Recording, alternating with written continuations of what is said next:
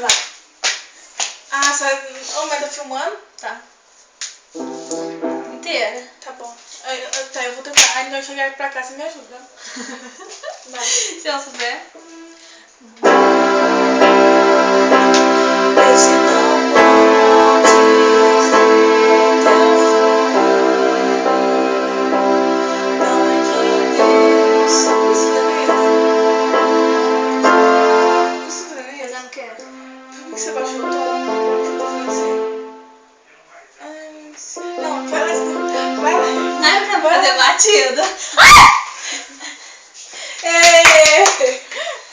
Vai de Não, mas tu novo. falou assim, porque assim, o teclado tá mais alto que a minha voz, entendeu?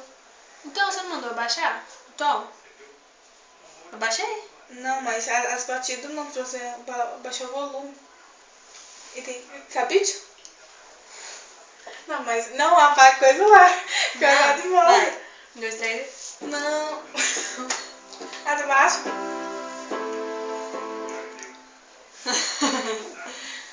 Vai. Vai. Não, esse não pode ser teu fim.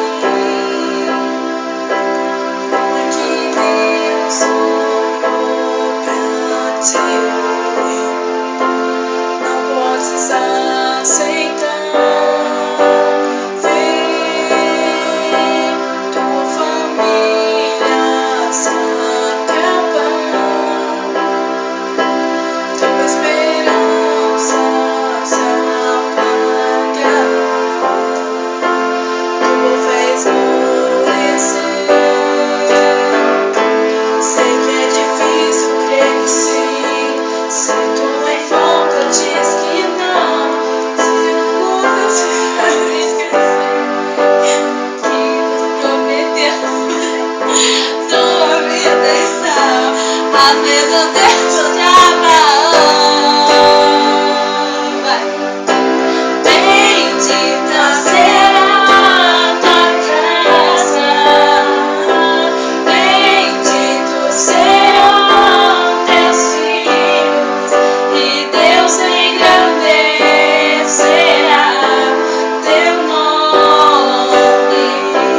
Bendita será tua casa, bendito serão teus filhos, e Deus engrandecerá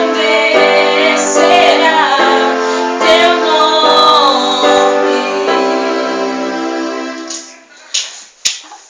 Eu quero até rir a palhaçada que ficou isso.